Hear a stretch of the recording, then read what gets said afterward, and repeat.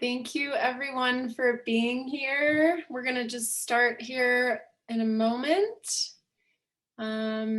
Yeah, we're so grateful. It looks like we have a lot of people here, so this is wonderful. Thank you everybody for coming to this online release of Exposure, Stories in Honor of Our Humanity. This project has been in the works for over 5 years now, so we are just absolutely grateful to be at this stage and to welcome you all into this Zoom. It's so exciting. So we're going to start with just thanking every one of our contributors and the storytellers tonight. This book is absolutely about you and your open hearts. We are incredibly honored to have your trust and to hold these stories that you've shared. It's made a lasting impact on both April and I to see, hear, and know you. Thank you so much for so courageously contributing and showing up. We also want to thank our Indiegogo contributors, which was our fundraising campaign last year for helping us bring this book into the world. Without you, we wouldn't have gotten this started. So thank you so much for trusting us and your patience as we did the final stages of creating this book and getting it printed. We also have an ebook in the works. It's being finalized right now. So if anyone purchased that or is interested in that, that will be available soon, and we'll be rolling that out this weekend. And also a big thanks to Joel Glazer and Beth Stewart for your generous contribution to this book. We're just so grateful that you give so generously and helped us bring this book to life as well. And also to Lorraine Groders for the many hours that you dedicated to the final edit of this book. Absolutely grateful for your hands and your eyes on helping us complete the book. And last, to our friends, family, neighbors, and colleagues who've listened and supported us through this entire journey. We're just forever grateful for your presence and your support and enthusiasm as we walked this path. So thanks again, everyone who is joining us tonight. I am going to put a link in the chat to purchase books. So you can also go to exposure-book.com, and that has all the information. It has an intro and a little bit more in-depth introduction about the book, as well as a link to purchase. We have more books on order now, so there might be a short wait, but we're grateful for your support, and the book is available in print and it's beautiful. We will have a Q&A session at the end of the Zoom, so if you have any questions along the way, we have everyone muted, so don't worry about that, but we are going to ask that you just drop your questions in the chat box so we can moderate the questions that way, and we will share all the questions at the end, and we'll have about 30 minutes for questions. So I am going to, we're going to introduce ourselves. So I'm Kelly Schroeds. I am the photographer and layout designer for the book, as well as the web designer and anything production related for bringing this book to life. It's been quite a journey for me. This is my first book, so my experience in the creation of this book has been, first and foremost, just absolute respect for our contributors and the experiences they've shared with us. It's been an absolute joy looking into each of your eyes, both in person and in the process of creating these very intimate and real photographs with you.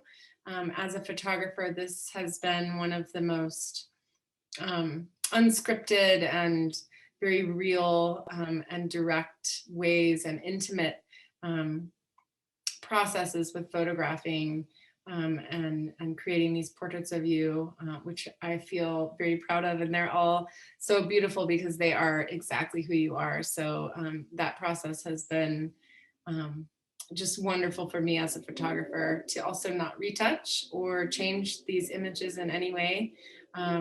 Has been liberating, I think, for all of us.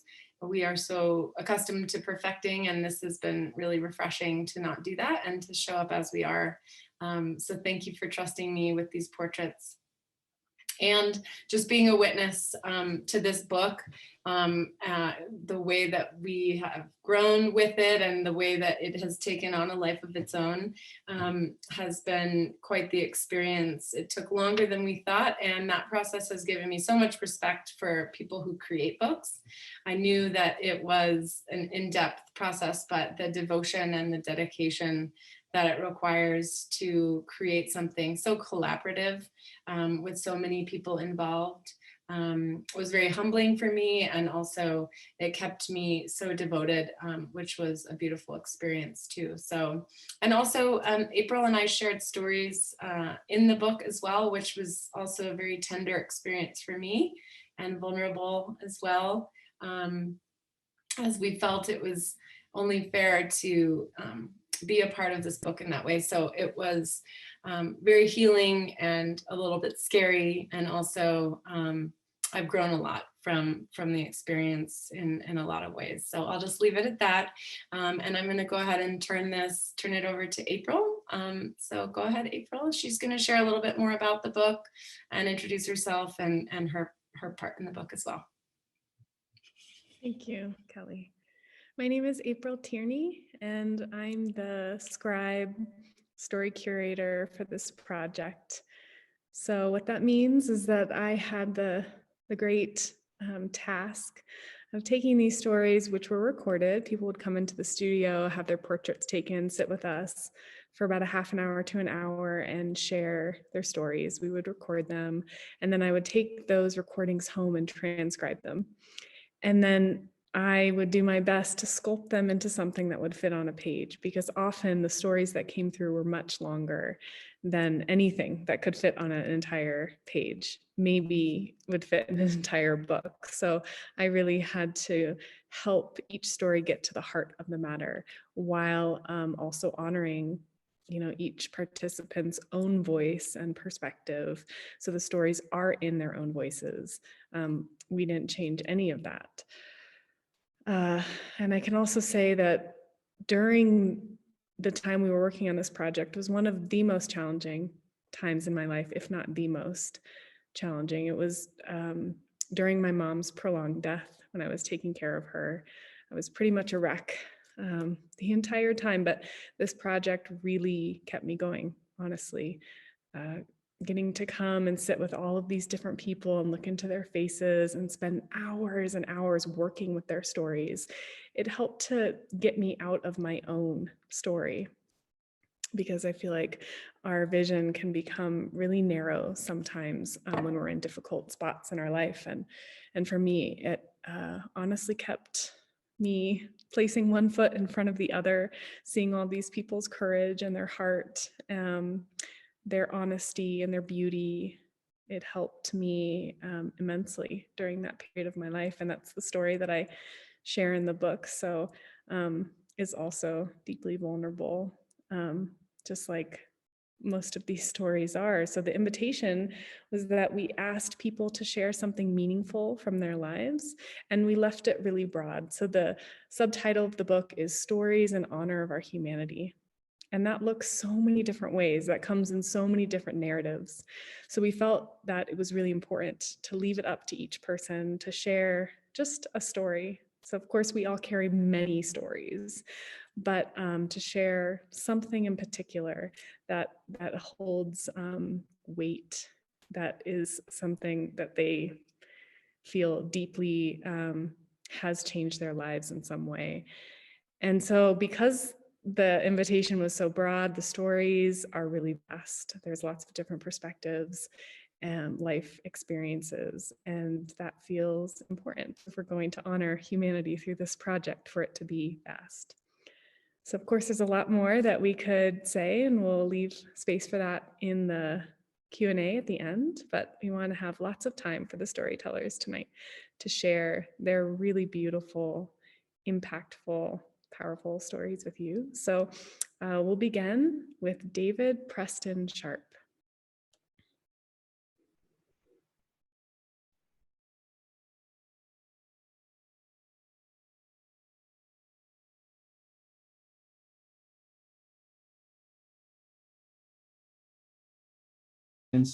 Of not being served at a restaurant.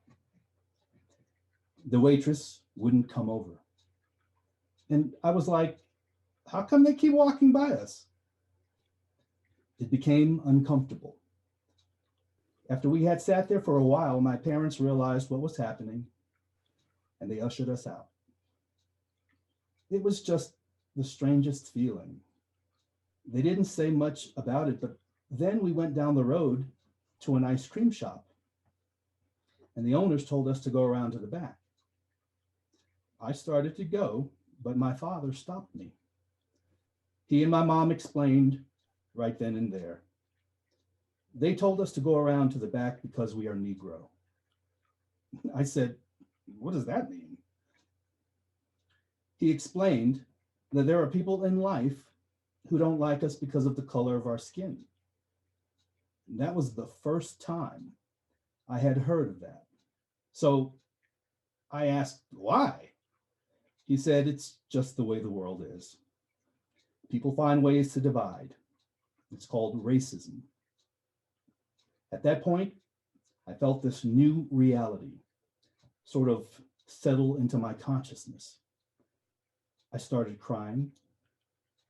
Daddy, I don't like racism.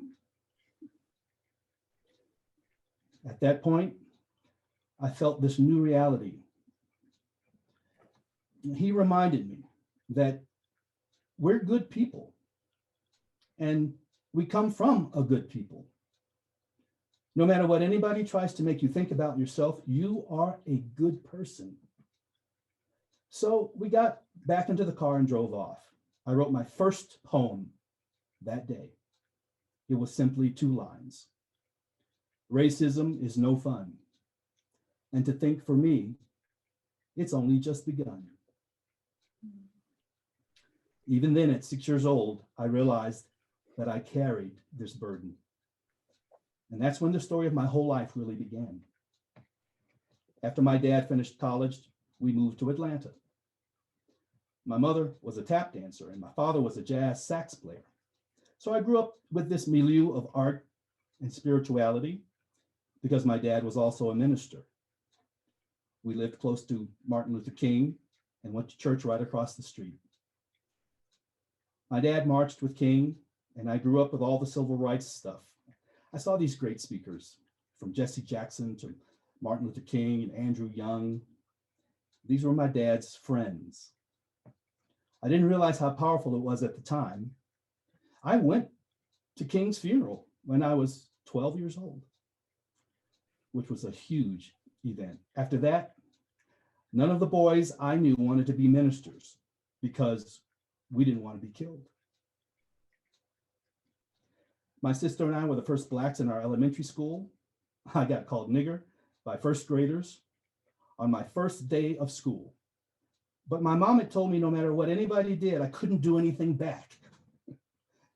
My parents really taught us how to love people in spite of the way they felt about us. I've seen my parents' joy and the way it can heal. I've watched people grow from their own inculcation of racism into transcendence. So I knew it was possible. But I did go home crying one day at 14 when kids tried to beat me up saying I didn't belong in the neighborhood. I said to my father, if you knew Black people were going to be treated this way, why did you have kids? Why did you bring us into this world? He started crying and said, because we knew the world needed more good people. And we thought we could raise a couple. Then I asked him why he was crying. And he said, because I'm sorry you had to ask me that question. Or maybe because I'm glad you had the strength to ask me that question. When I was 30, I wasn't allowed at a friend's wedding because the bride didn't want Black people there. I started yelling at God. I don't want to be Black anymore. It's too hard.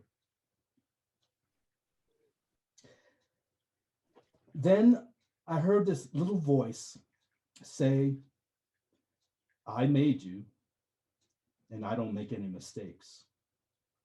But you have to find the blessing in it for yourself.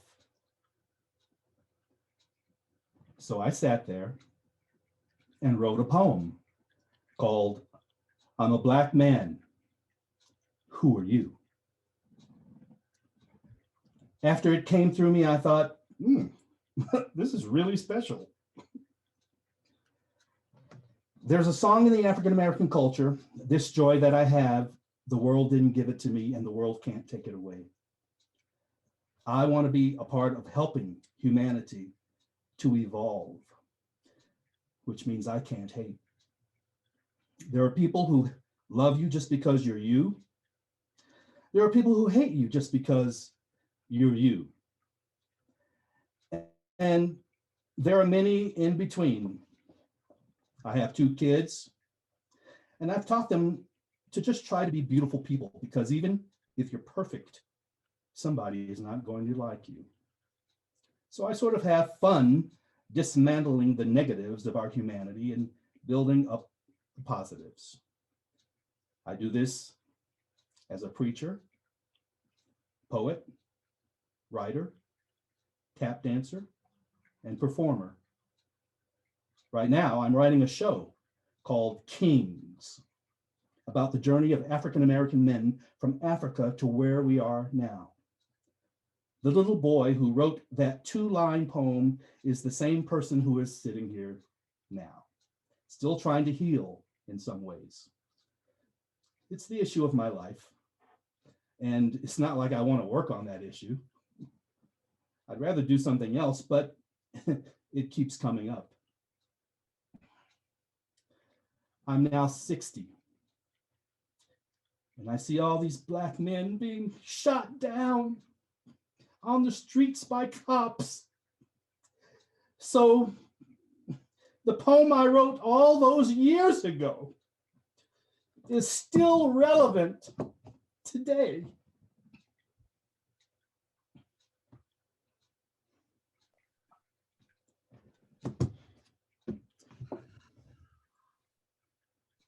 Thank you, David. Oh. Thank you so much for sharing your story tonight. I want to remind everyone that if you have any questions for David, please, you can leave them in the chat and we'll have time for those at the end. Oh. Okay. Our next storyteller tonight is Rebecca Hartman.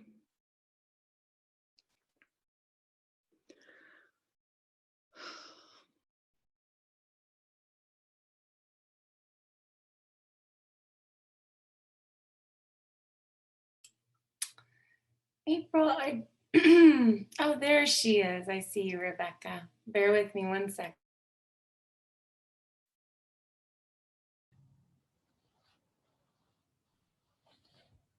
And we still have David's picture up, Kelly.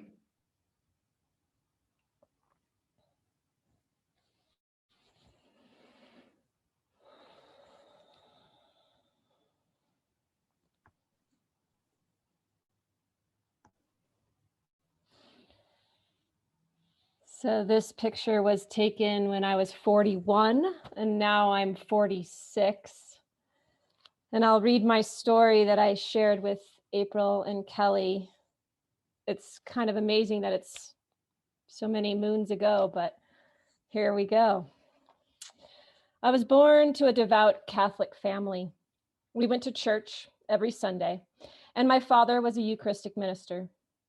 But as I grew, I began to feel a disconnect to the religion. However, I continued on, receiving my baptism, my communion, and then confirmation. And shortly after I made my confirmation to the church, my father's adulterous relationships came out. It really opened up a lot of me. It created a disillusion, really, and the lifestyle that I thought I had all of a sudden turned upside down. I was 16 at the time, living in a place of who am I? What it really came down to was a journey of taking myself apart, drinking alcohol, being in abusive relationships, not being able to trust, and not knowing if I was ever really going to connect back to myself. But the thing that was really pivotal at that time was where I was living. I was growing up in Southern California, and the image that I thought I always had to uphold, who am I? It's not that I was striving to be thin or thinner, or that I was concerned necessarily. And then I got to college. Things were out of control. I had to work just to pay for my rent and then go to school at the same time. I didn't have many opportunities to find out who I was because all I did was go to school and work. At that time, at 22, I had broken up with my boyfriend and felt that I was spinning out of control. The truth of the matter was that the only thing I could control, in my opinion, was the food that I ate. So right around that time, I developed an eating disorder. It was all part of this question of who am I and being so disillusioned, disconnected. I really had no idea. My family life, the religion that I was raised up in, still underneath it all, but I was certain that I was not supposed to be a part of all of this. And then I graduated from college and I was determined I had to leave California. I was slowly killing myself, and I didn't know what would happen next. All I knew was that I needed to leave. And so I did. In 1997, I moved to Colorado. I was 23, and that's when literally everything shifted. I realized that no matter what I chose to do or whatever was chosen on my path ahead, I can constantly evolve and change within. I began to see that an eating disorder didn't define who I was. It's only a piece of my puzzle. So I developed a new relationship with it. I learned from it. I grew from it. And now when it comes up, it's interesting to notice my process around it. Even now, I wrote this 5 years ago and it's already shifted. When that sensation to continue to grow to the point where I put up my guard and shut down, I remember to breathe. A lot of people experience what I've experienced. I know that. And I know my own sense of worth comes down to asking myself, am I living the life I want to live? Is there something that I need to change so that I love the life that I live? And if there is, how do I make a change that is authentic? And that's not always easy with all the hats that I wear, being a business owner, a mom, a wife, a daughter of a community. There are a lot of different variables that'll try to control that. But at the same time, it always has to come back to the question, how is this going to feed me? Is this the right experience for me?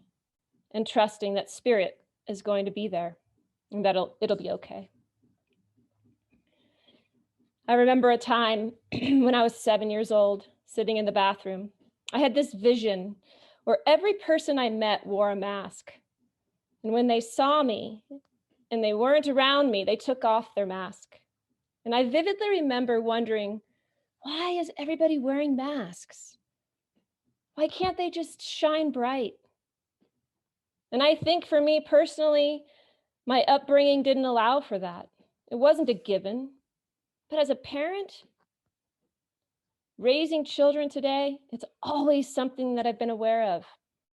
How can I help raise the children of my community to shine bright without having to worry about wearing those masks? Now I think at 41, I'm still discovering how to allow my mask to come off. That's why it feels so important to come back to that sensation of truth. Am I choosing to live a life I love? Am I choosing to live a life I fear? The more I can connect to that moment and know that that is part of me, it does not define me. That is how I become what's next in my chapter of life. Thank you. Thank you so much, Rebecca. Thank you, Rebecca. Beautiful. Okay, our next storyteller tonight is David Atipatin Young.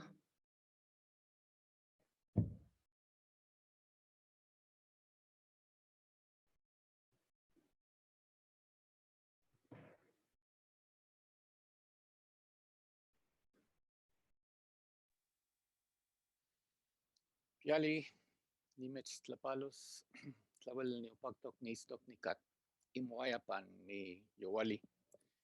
It's a pleasure to be here with you, all of you tonight.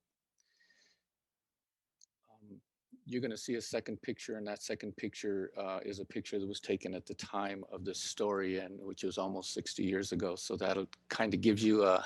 I mean, you're looking at an old man here in this picture, but in the picture of this story, it was a little boy. So I went to Memorial Elementary School in a little town called Las Animas in southeastern Colorado, which sits at the confluence of the Arkansas and Purgatory Rivers. It used to be the Arkansas River Reservation, but after the Sand Creek Massacre, the US government just forgot about it. During my childhood, I experienced many incidences of justice that would repeat themselves throughout my life in different ways and continue to do so. There's one memory in particular that burns such a vivid image in my head that it still haunts me 50 years later. I was in first grade. I stayed after school one day to visit with my teacher. While we were talking, the second grade teacher, Miss Turbos, came into the room from across the hall. She was dragging a young boy by the name of David Ronquillo with her. She took David, she put him over a desk, and she beat the hell out of him. When she finished, she sent him off crying. I was horrified.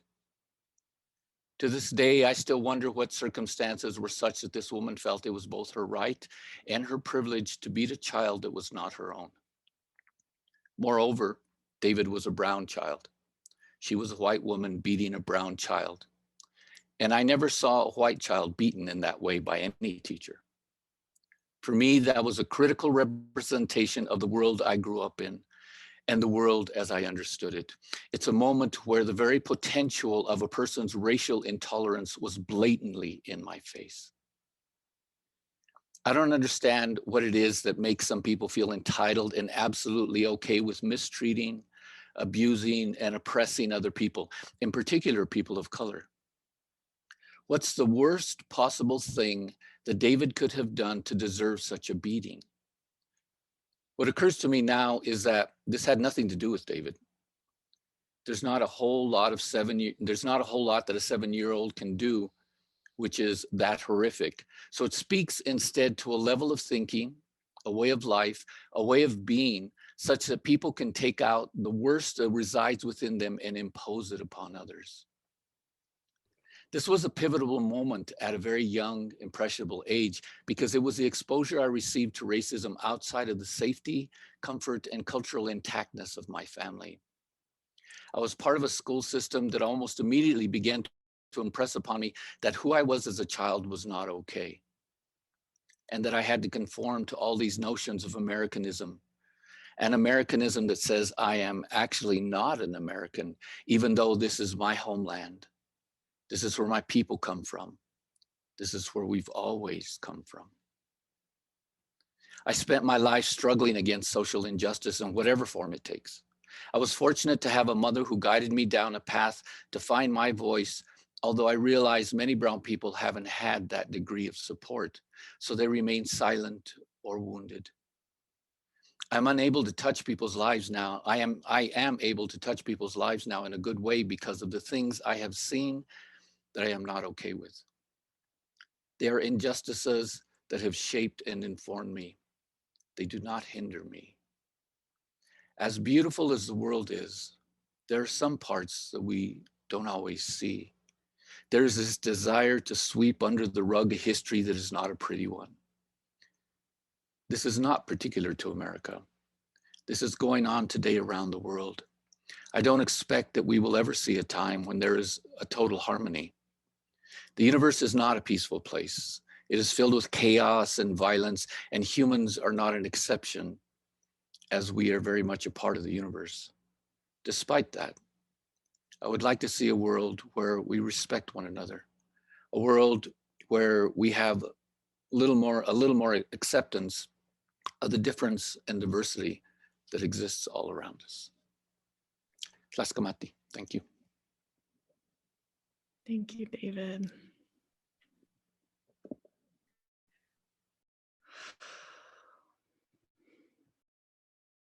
Hmm. Okay, our next storyteller tonight is Andrea Moore.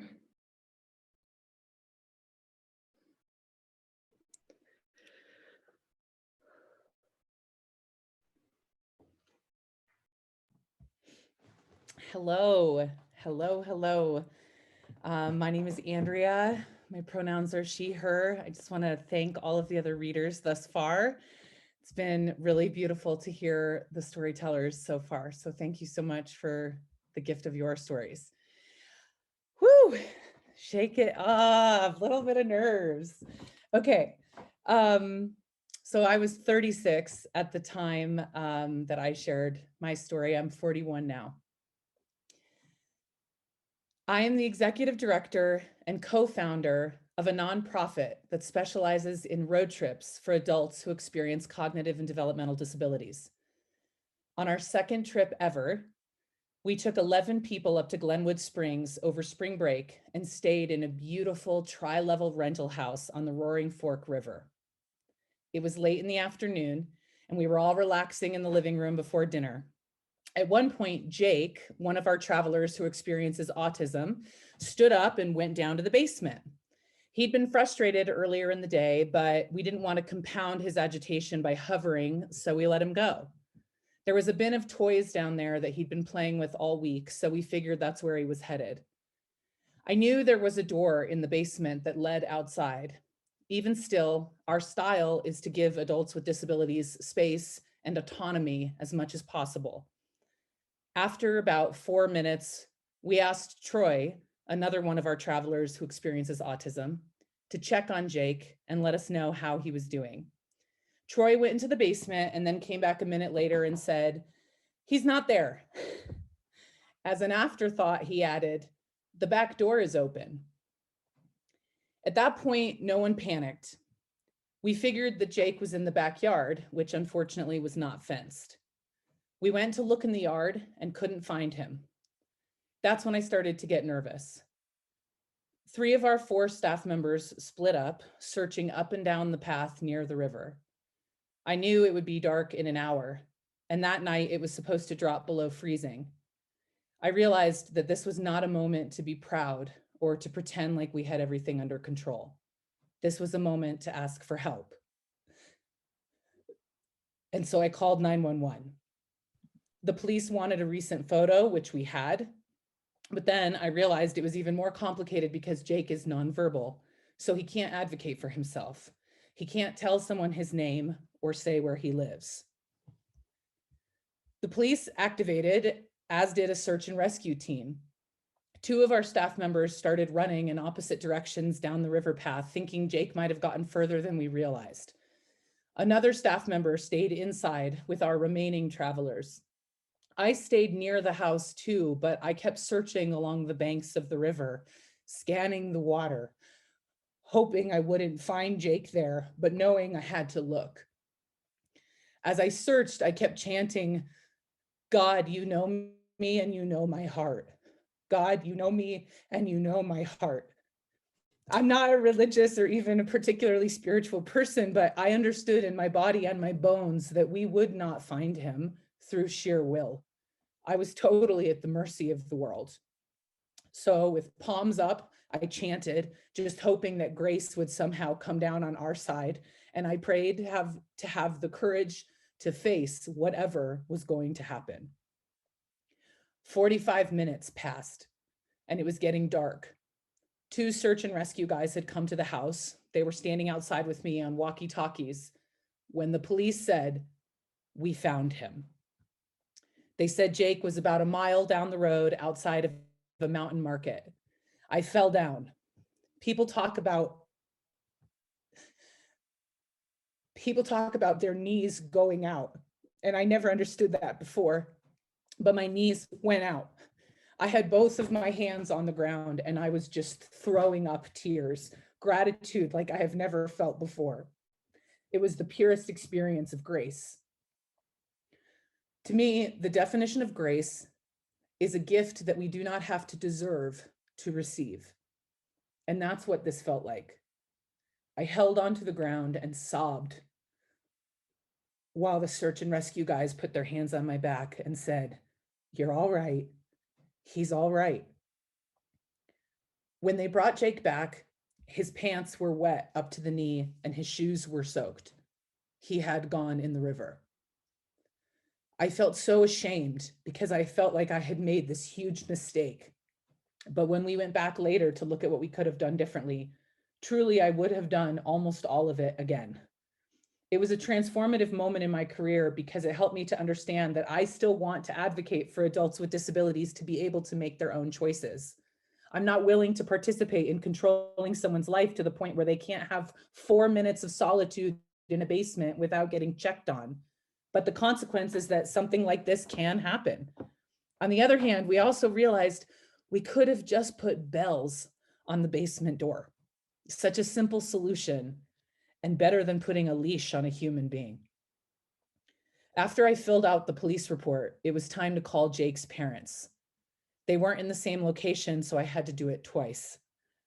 I was so scared, but separately, they both burst out laughing and said, "Andrea, let me tell you about the first time I had to call the police to help find my son."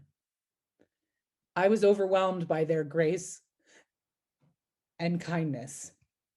I sat and listened while they shared their stories about the times that they too had to ask for help and about all the methods that they've tried to keep Jake safe.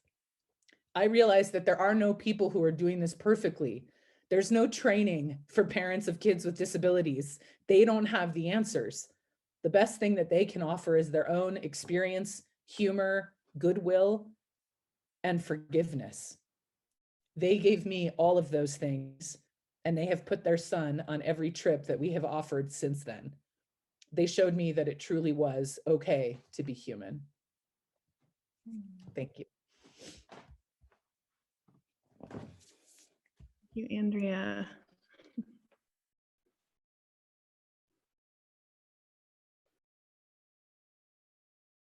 Our next storyteller tonight is Praveen Montana.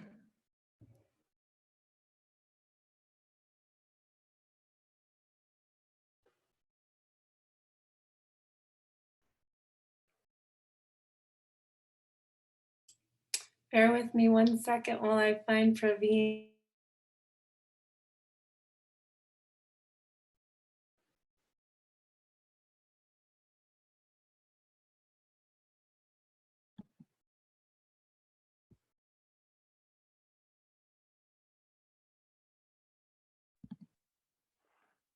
Okay, I think you found me.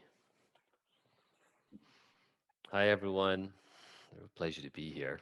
Thank you. So, a lot I can say, but I'm just going to get right to it. Yeah. Praveen Montana from Rajasthan, northern India, and born in Rajahmundry. And when this story was shared, I was 40 years old. I am now, as of today, 46 years old. So this is a 6 years ago story. So, story begins with my family has had arranged marriages for as long as there have been records of marriages. Everything in India is traditionally based on the caste system. Less important now, fortunately, than it was back then.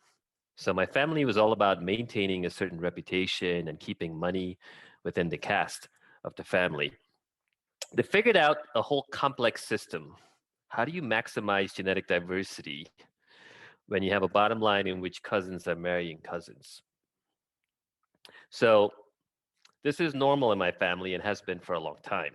So I ended up myself getting an arranged marriage to a woman I barely knew.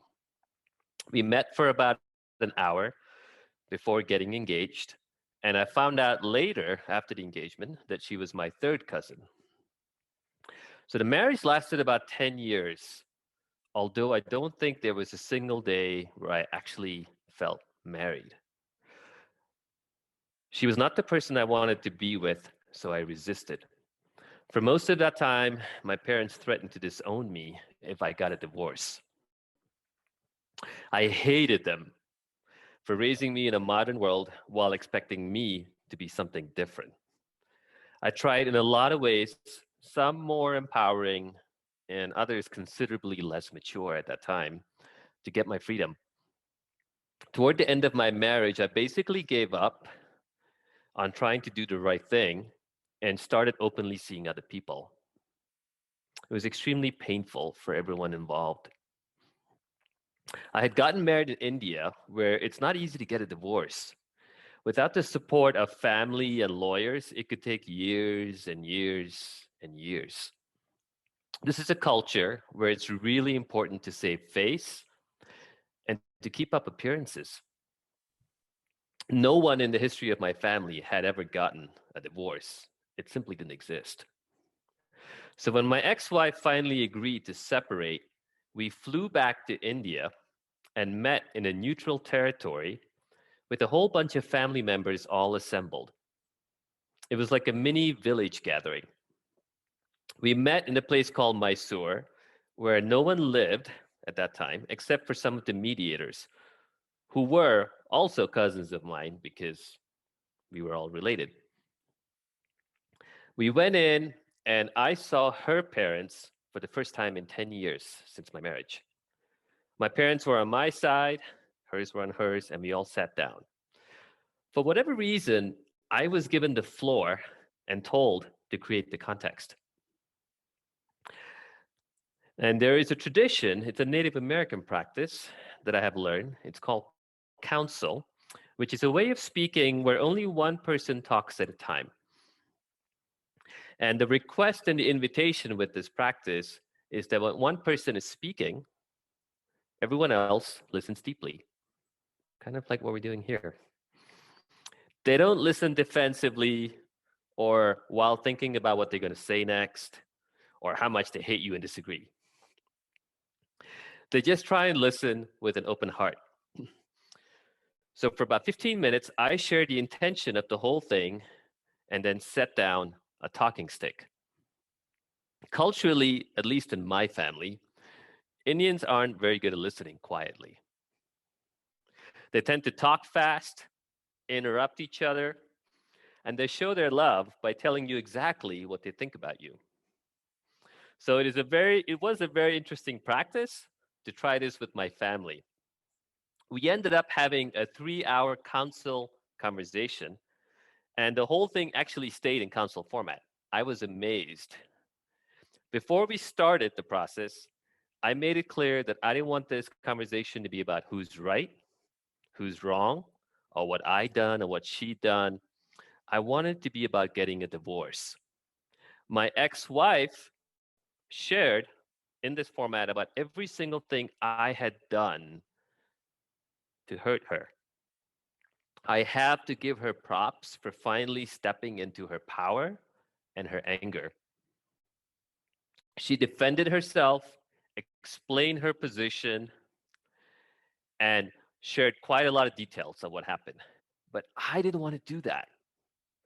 So every time she spoke, I kept saying the same thing over and over again, which was, yes, I did that. but I don't really agree with some of the details you shared. And I get all of this upsets you, which is why I'm asking for a divorce, because that will stop this madness. Facing all the anger from her shares was really painful. It was the hardest thing I'd ever done. There was a lot of sadness and crying towards the end. My parents didn't know where to hang their head. My ex-wife's dad wouldn't look at me, but they shared their requests, which were that we would have a quick divorce in the US and that I would never see or communicate with my ex-wife ever again. It felt really harsh, but I agreed. My parents, who had loved her and supported her all these years, were also part of the deal. They were not to approach her or talk to her anymore. In fact, it really split our family in two that day. There were about 800 people who came to my 3-day-long wedding. And after the word went out about the divorce, only about a dozen people would still talk to me and my family. Everyone was convinced that we had absolutely no honor or no integrity. It was a huge shaming, but the whole experience actually brought me and my parents finally much closer together. It was almost like they went, okay, we tried it our way and it completely failed. Now you do whatever you want, and we're going to be here supporting you. So the net result is actually they accept me for who I am now, and the love feels much more unconditional. Last summer, I heard that my ex-wife, and again, this was 6 years ago, my ex-wife had remarried an American. This has never happened in the entire history of my family. Not only do you get married to an Indian, but you got to be married to the same caste, same language, same family, so on and so forth. Families know each other. She's broken the mold even before me. The next generation will probably get to do what they want and marry who they want. So it does feel like this event kind of tore that tradition apart for the first time. Now, I feel like I actually have my own relationship and family of my own choosing without instilling another level of guilt or shame on my family. I'm also able to go back and face my family back home. This year, I'm feeling ready for that. Now I can actually go ahead and build my own family. The gateways are clear again.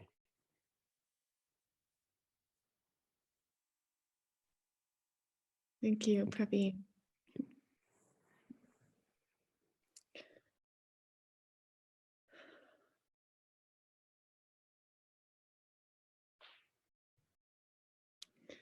Our final storyteller tonight will be Mari Clements.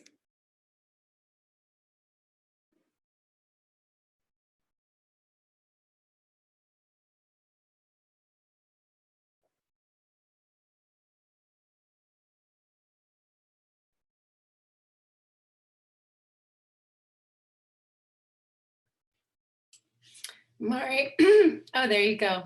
Did you There I unmute? There you are. Yeah. So I was 60 when I spoke this, and I am now almost 66. So this feels a little antiquated. I was adopted at the age of 3 weeks. My adoptive mom could not have children, so first they adopted a boy who I would describe as an American mutt, and then me, a half Japanese Scotch-Irish mutt. Now, this was the 50s, and no one adopted non-white babies during that time because there was still a lot of prejudice. My uncle Frank, who I never met, was shot down by the Japanese during World War II. So after adopting me, my father's sister stopped speaking to my father for 10 years. My father worked for Standard Oil and then the United Nations, so I grew up living in many different places: Iran, Pakistan, Holland, and Greece. While we were in Tehran for 2 years, my father decided to adopt a child from the local orphanage, so I also have an Iranian brother. With a Dutch mother, a Californian father, and a mutt brother, we really were a motley crew. When you're raised in a family like that, you don't see a racial distinction between people. Also, my experience of living in such diverse cultures allowed me to ride this wave, but because I was a child, it was more like being blown about. My parents didn't provide me with a container. They allowed me, if not encouraged me, to do my own thing. When I was in 6th grade, we moved to Swarthmore, Pennsylvania, which was a small, insular, white enclave. I didn't fit in at all. I was an adventurous type kid who had never even seen TV. I began going to different churches with various friends. African American gospel was my favorite, but I also attended synagogue, Presbyterian, and Catholic liturgy. This was the beginning of my search for God. It was a very painful time for me, so painful that I dropped out in the 9th grade. My father had a strong rebellious streak, so he encouraged me to write a letter to the school board at the age of 14, which I did. I think I still have the letter somewhere. It basically said, it basically said, you are not allowing me to be myself. You just want to input information into me and have me spit it out exactly the way you want it to be, and that's just not who I am. Somehow, I was allowed to leave school. For the next 2 years, I did a variety of different things. I was on an organic farm in Canada, went to a Quaker type school in the Santa Cruz Mountains, spent some time sleeping on San Francisco church pews, went to a yoga ashram and learned to meditate. It really was an odyssey of a teenage girl trying to find her way.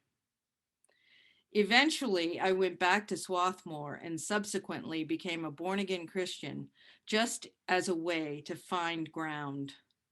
I immersed myself in it for only about 9 months. I eventually went back to the same high school, skipped 2 grades, and finished in 2 years. I went right into community college instead of my senior year. At the end of all that, I traveled to Japan as an exchange student and had a truly magical experience. I got there, and right away, it felt like home. I met the head monk of the Imperial Monastery on Mount Hiei, which is where the royalty go for their services. And I was able to speak to this man for 3.5 hours.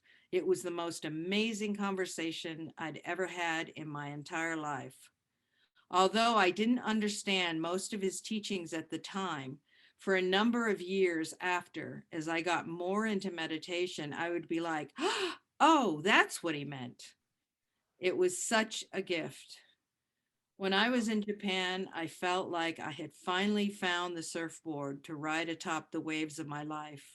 I had always been a rebellious girl in the extreme, but at that point, I was finally able to guide myself in a more grounded, contained way. Thank you.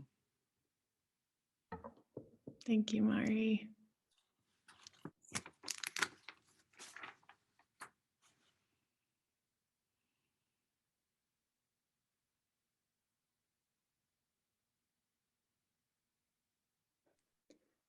So we're going to open it up soon for questions.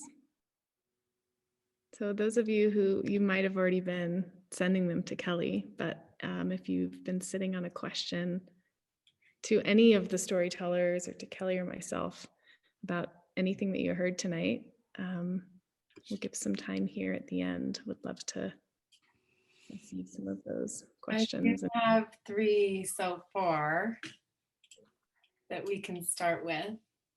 Okay. Thank you guys for sharing your questions, and thank you all the storytellers for sharing and reading so beautifully. Okay, so there's a question for David Sharp. So I'm gonna see if I can do this unmute thing again here really quick. Bear with me. I still have it on the screen, Kelly. What's that? Okay. Still have it on the screen. There we go. Okay. All right.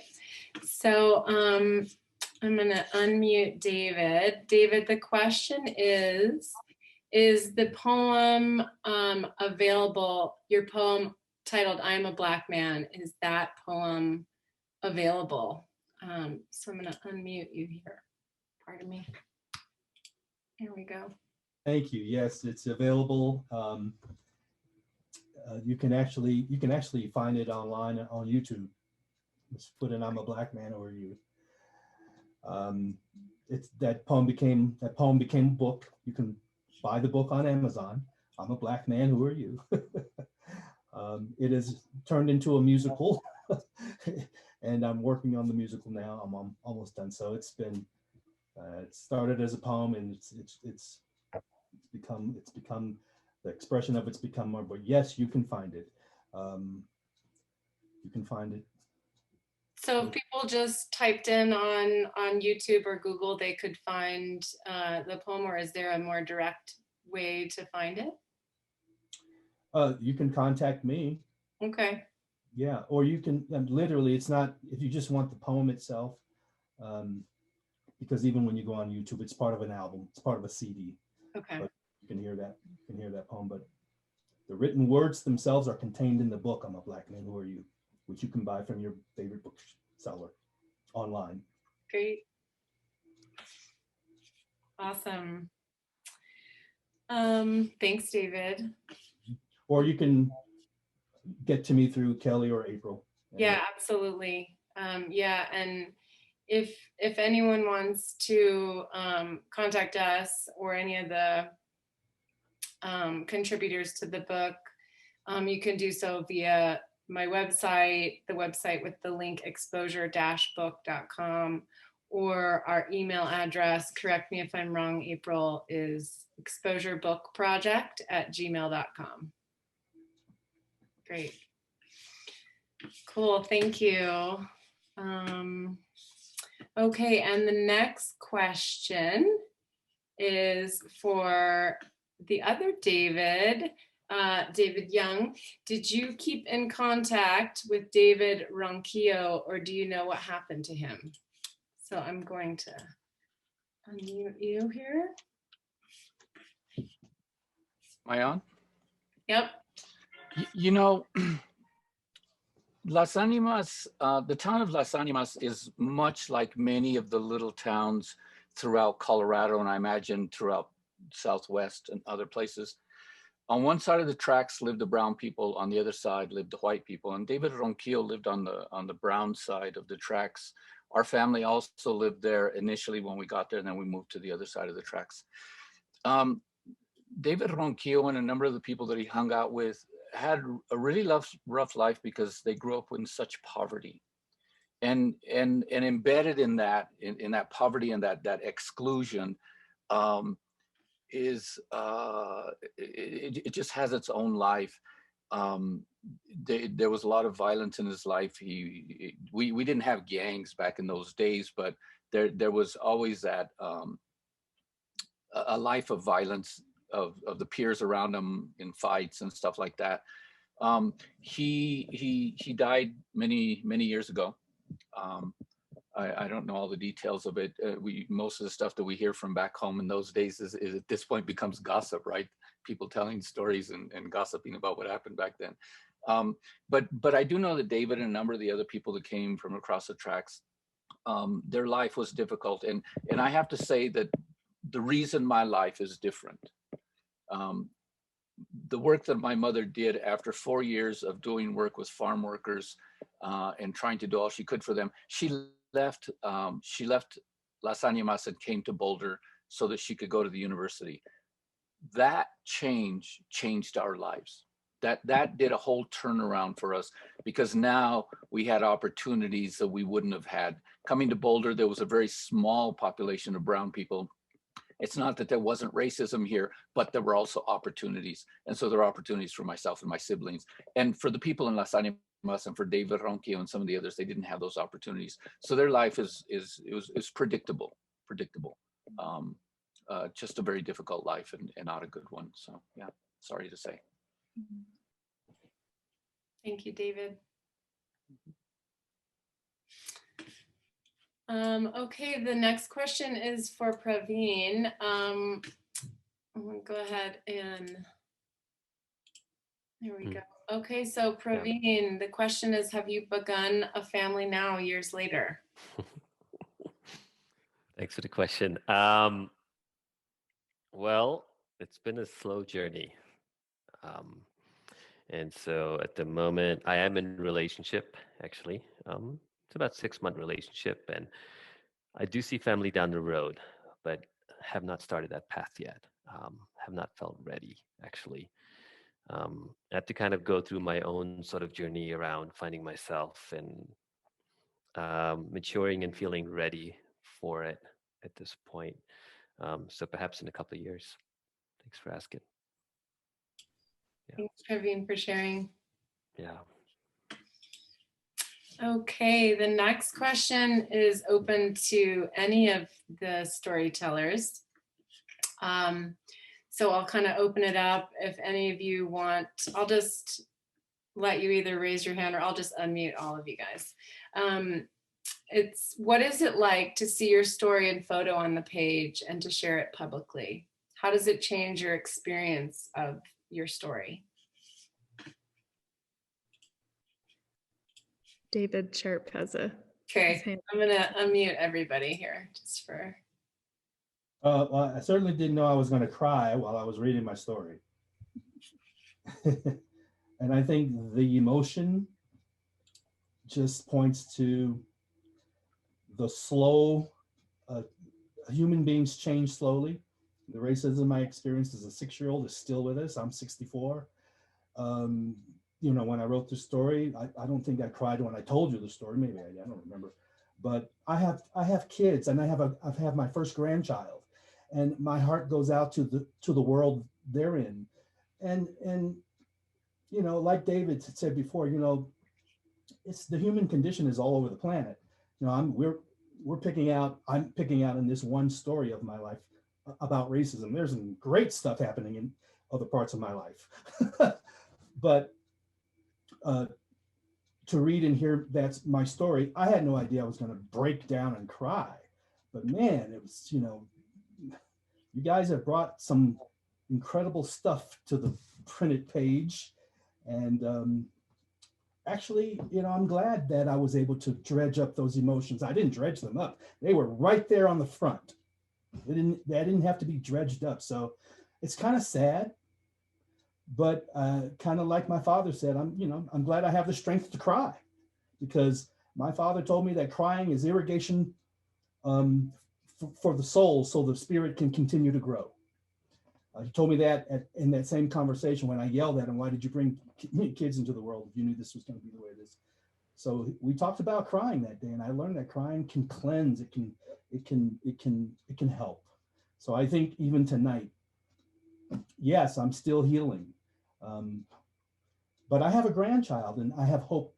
I have a son and a daughter, you know, and my hope goes through them. But there's, you know, but I see what's happening through what they experience. So, you know, to see my story is kind of a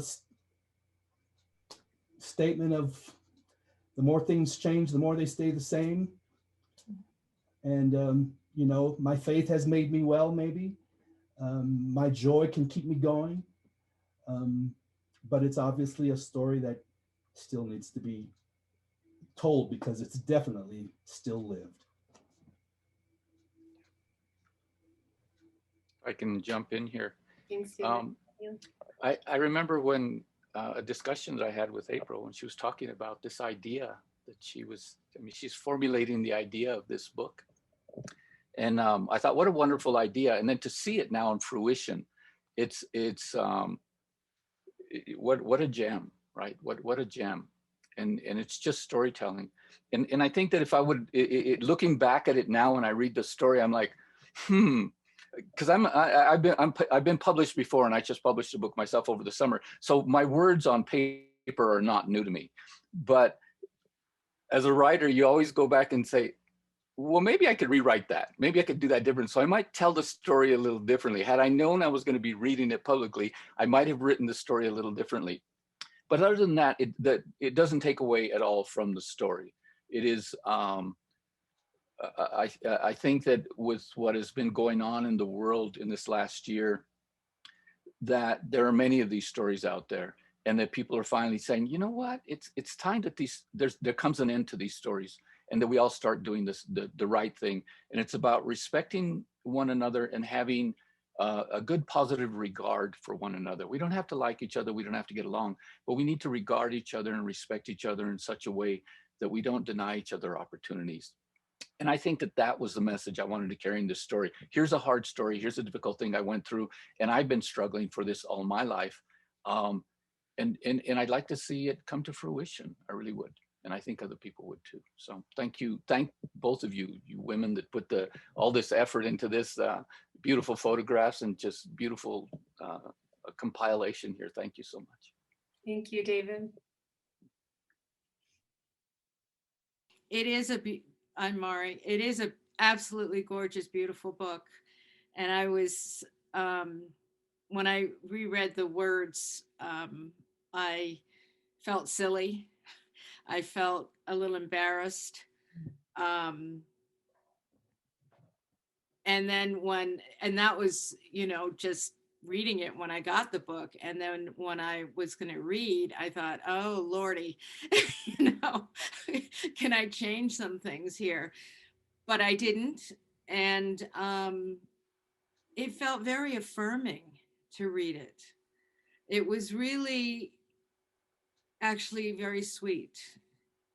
So I'm incredibly grateful for the opportunity to read it, for the opportunity to share it, for the opportunity to have been a part of this project, which I honestly had totally forgotten about because so many things have changed in my life. I feel like a completely different human being from when that actually happened. So I just want to say I'm incredibly grateful. It felt like a real jewel and gift that I got tonight. So blessings. Thank you so much. Thanks, Mari.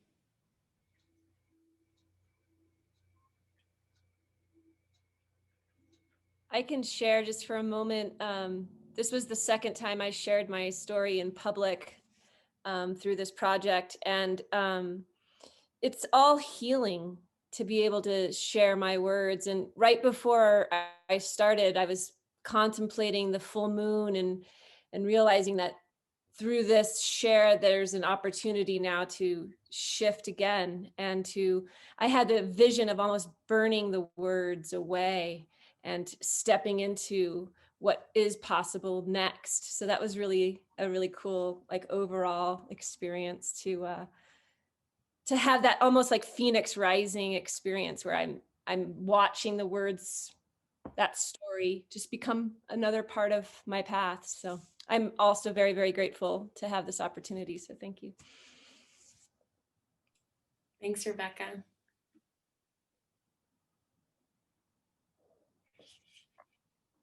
I see a hand raised. Joel Glazer, maybe? Or it's a wave. And Andrea, do you want to answer that question, or should I? I can. Sure. I'll be honest. And April knows this. As soon as I told them the story, I kind of had some regret, to be frank. I never read the draft that she sent me. She they send us these drafts to approve. I never did it. I ignored it.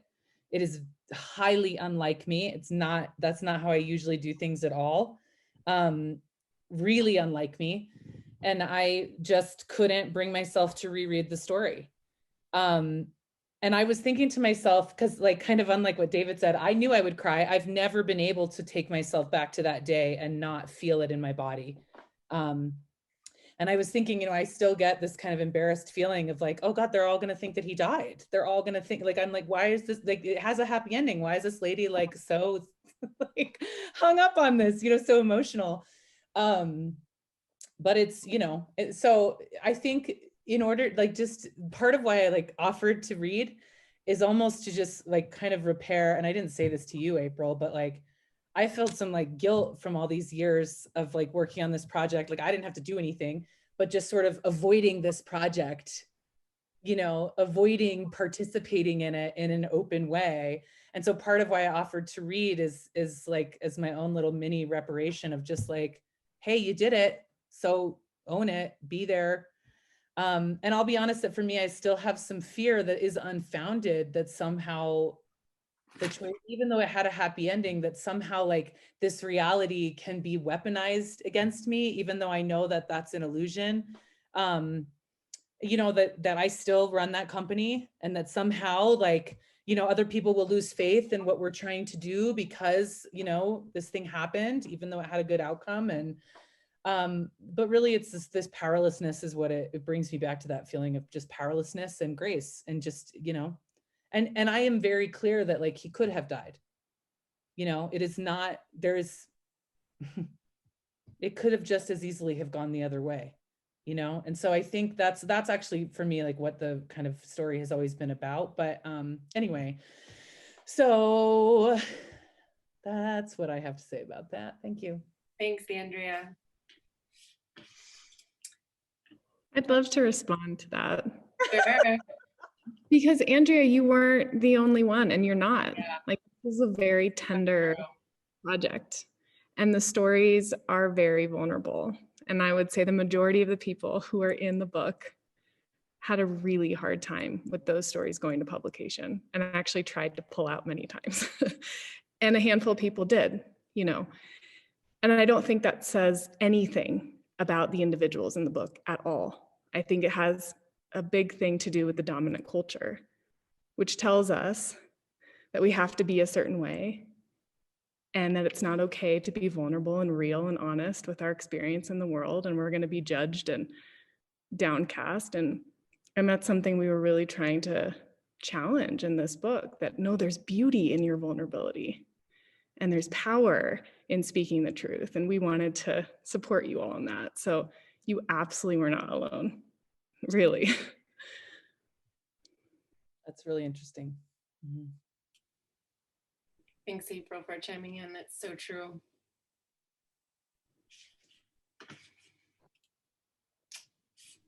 Okay, let's see. I have to just say, he's really trying to communicate with you. Is he, Joel? Okay. I think you've got to unmute him. I don't know. Maybe not, but. Oh, Beth did it. I just wanted to say I've been reading this book twice already, and it's so wonderful to hear your voices and to see you, because I've given you my own voice before this, and your voices are much better, and I love all of you after hearing you speak tonight. So I hope April continues to do this. I want to hear more of the speakers going forward also.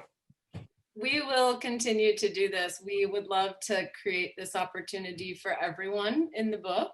And so while this is our, you know, launch event, we did have 2 live events in the fundraising stage, Joel, which you know, and we'll continue to do these Zoom events as we can, and then hopefully we can do something in person one day too. Thank you. Yes. Okay, so let's see. I have a couple more questions here that I'm going to go to.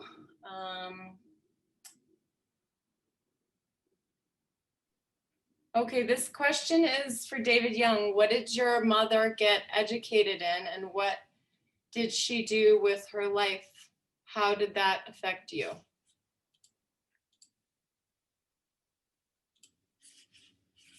You know, it's a longer story, but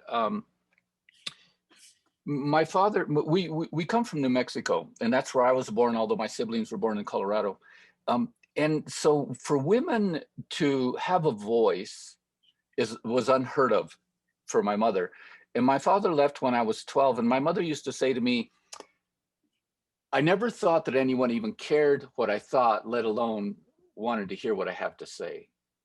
And my mother became an activist in her own right in the Chicano movement and during the civil rights movements. And so when she was working for 4 years in Las Animas, when my father left, she took a job working with the War on Poverty, and she was out working with the farm workers, with all these farmers. And if you can imagine the degree of racism that was there, I mean, the horrific things that she would see. And as a part of that, she's trying to get students, high school students, into college. And it occurred to her, well, why don't I just apply? Because things aren't really going well here anyway. They attempted to take my mom out a couple of times. They ran her off the road. They did a few things. So it was really, it'd become a dangerous situation for her. So she needed to get out of Las Animas. So that's when she moved us. We just packed up the car, came to Boulder, and then she got a degree in sociology and continues to do the work in the community. She's a matriarch of our community, and she was always regarded as one of the, someone used the word, she was, I'm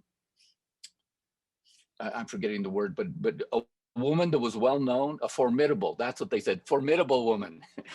So in all the work that my mother did to her dying day, she changed a lot of things to benefit our community. So I am grateful to that. A lot of the women in our community are grateful to her. And so, yeah, that's, there's a whole story there that needs to also be told. It's her story. Unfortunately, I sat down with her and I recorded and asked her stories. So I'm still putting that together. But yeah, thank you for asking. Thanks, David. Okay, let's see here. I think I'm gonna, my mom has a question here. I'm gonna unmute you, Lorraine. You see how to do that? There you go. Okay, can you hear me? Yep. Okay. Well, I just wanted to say I'm Kelly's mom, and I was a teacher in the Denver Public Schools, 8th grade middle school English. And I am so in awe of the strength and courage that you all have in telling your stories and dealing with the tragedies or difficult times that you had to face. And I just wanted to applaud you for your strength and your courage. Thanks, Mom. And my mom did all the editing on the book, so she got to be reading these stories ahead of time too. Thanks for sharing that.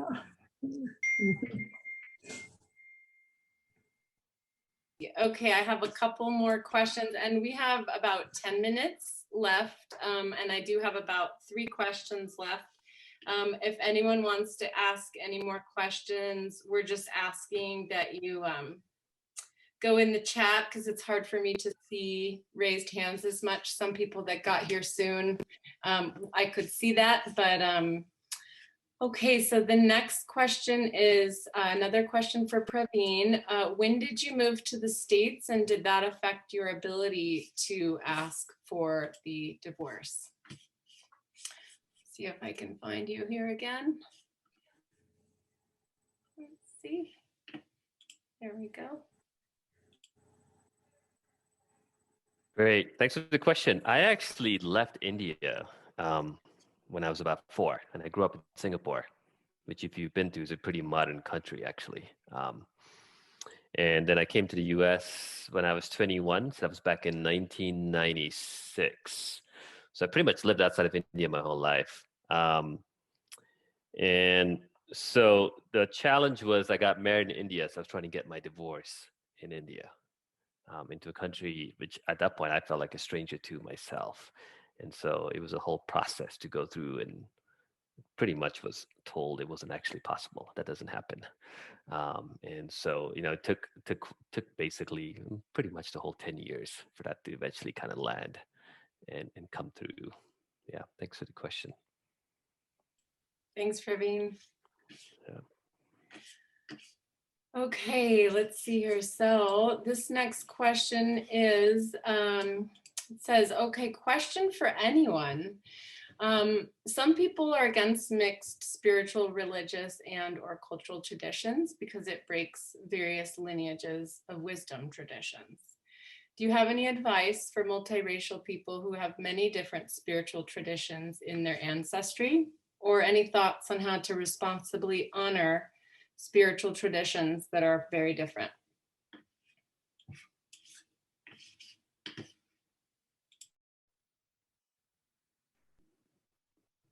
David Sharp looked like he raised his hand.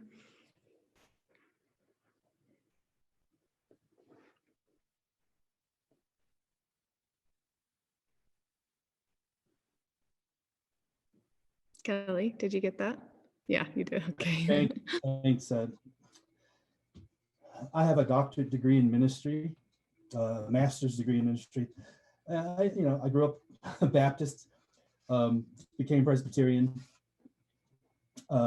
That's because my parents migrated that way. I went to college and didn't go to church. I wanted to see what everybody else was believing. My doctorate degree is basically in ecumenism. I studied with people from Wicca, from all kinds of Christian traditions, Buddhism, Islam. And I think my advice is simply, if it's you asking, then, the simple way to say is be as open as you can. There is common ground in all of these major faiths. There's common ground if you decide to be open to it. And I have friends that are atheists. I have friends that are fundamentalist Christians. I have friends all in between. And the reason I can be their friend is because I do honor their path. And they honor the fact that I can honor their path. What it took for me was curiosity. And I think curiosity can open the gates to understanding, inviting something you don't know, and understanding that the planet is pretty small. And all of these, even in Christianity, there's 200 different kinds of ways to be a Christian. So that's just that, talk about other faiths, talk about people who are good, who are atheists. For me, it was curiosity, compassion, realizing that we live in a small world and that everybody has their name for the higher power, so many names for this thing that's a mystery that can sometimes we think we know. And as a minister, as a pastor, I've served with people of different faiths, and I got to tell you, it's been fun. but that means I have not been territorial, because I don't know everything.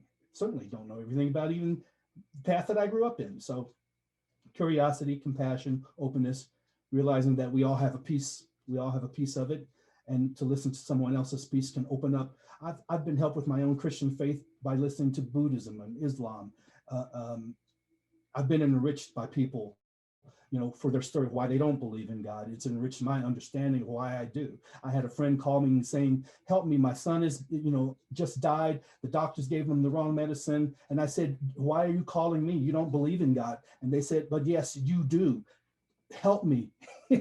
And so that's what I have to say. It's a point of how the soul can grow. Awesome. Thanks, David. Does anybody else want to speak to that? Okay, we get you, David. There we go. I'm also a spiritual leader in our native community. I also tell people that I'm an atheist, which makes no sense to them. I think that what's intrinsic for most of humanity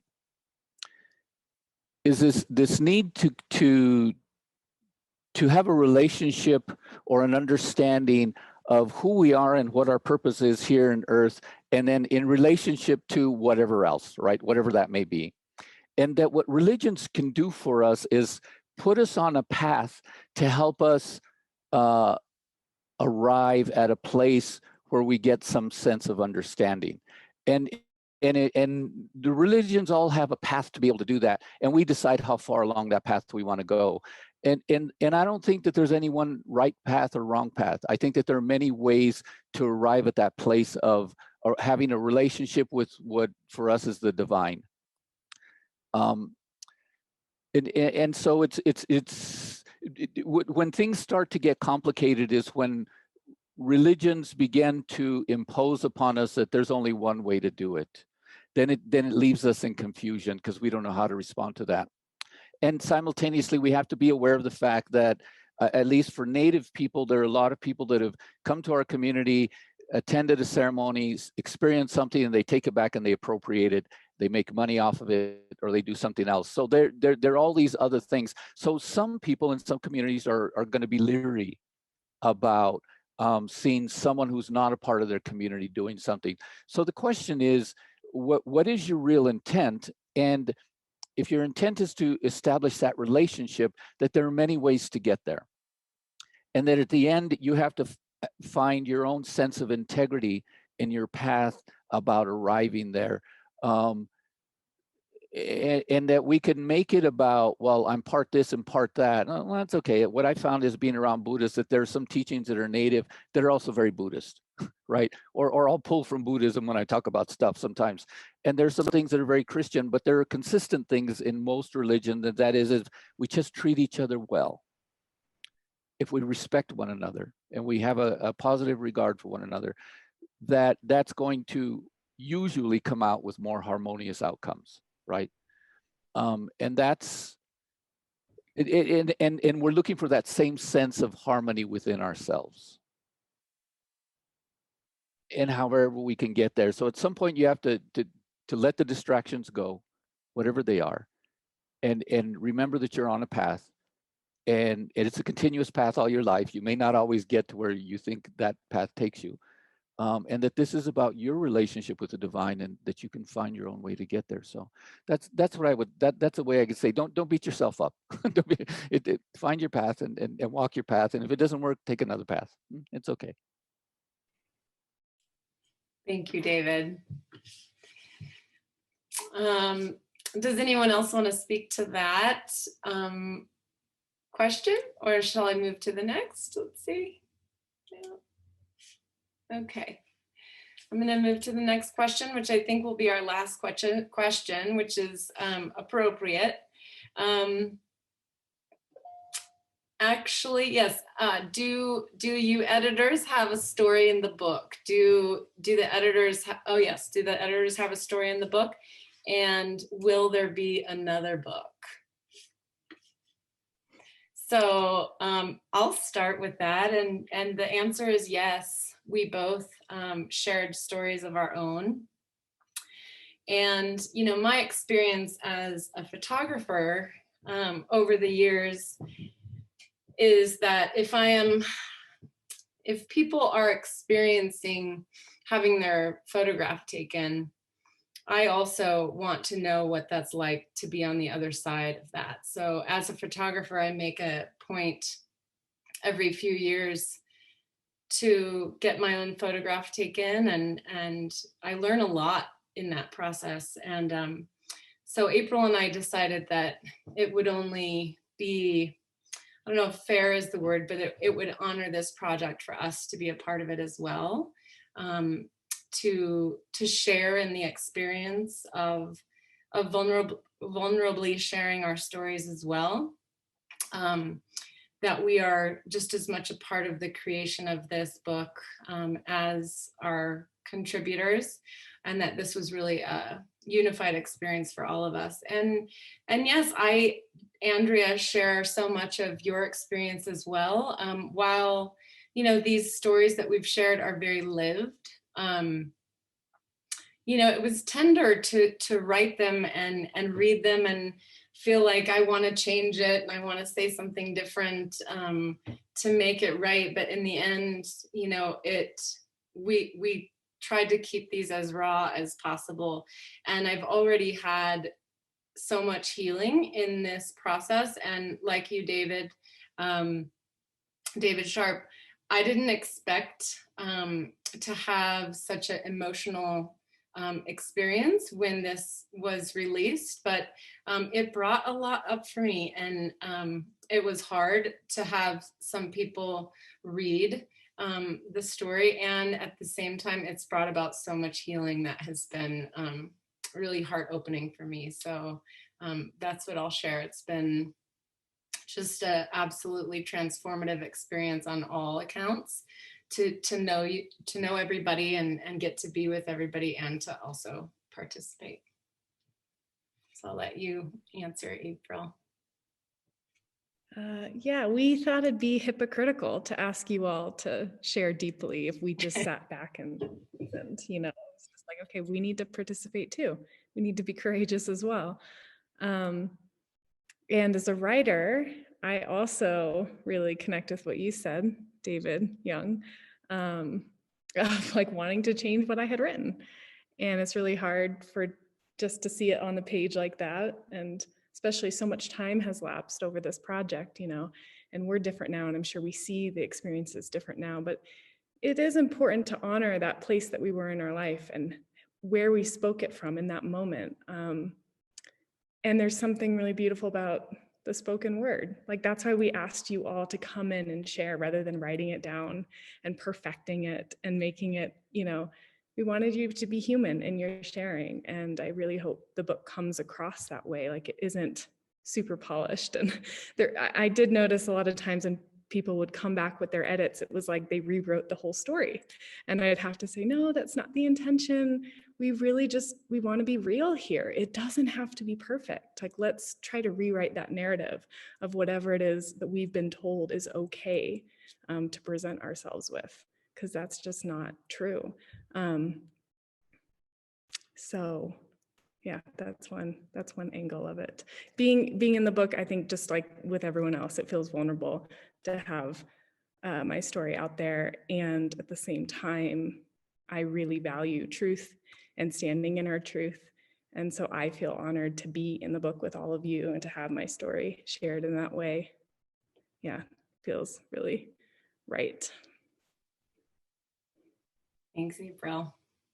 And I echo that too. I feel honored to be amongst all of you in this experience.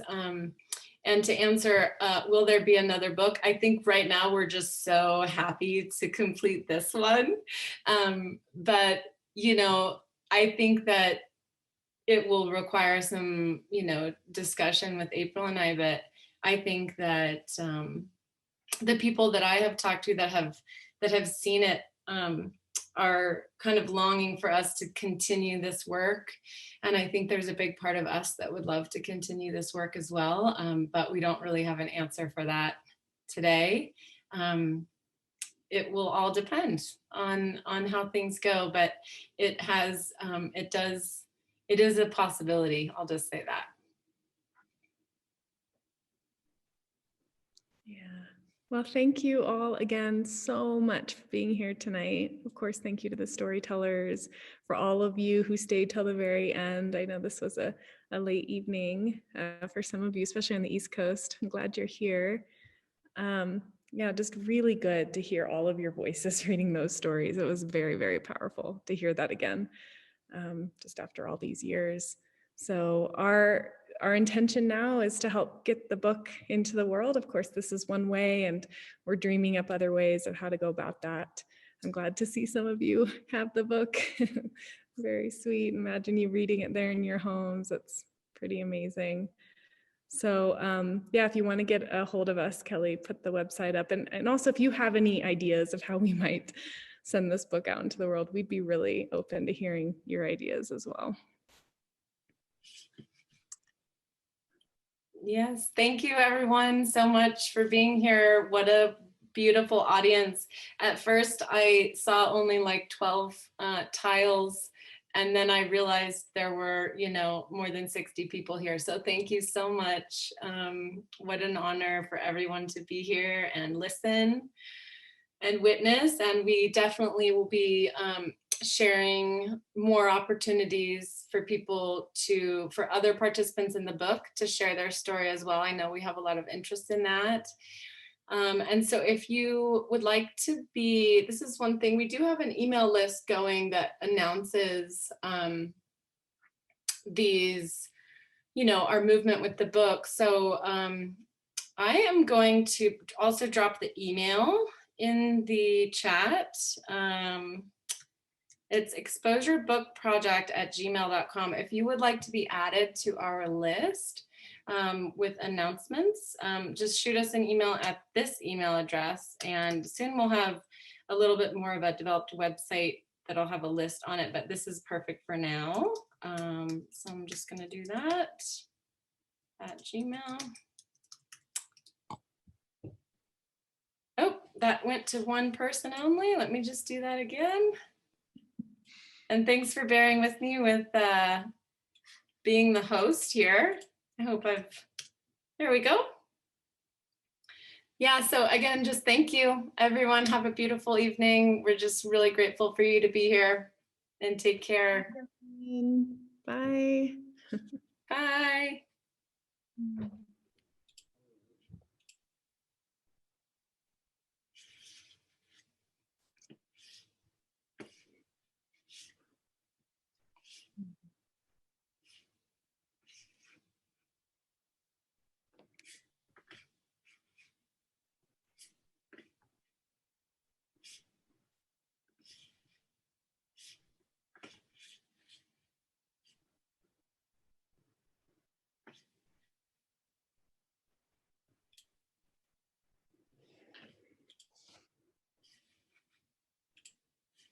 I have a feeling you're gonna have to, oh, there we go. Okay. Okay, I'm gonna stop the recording here.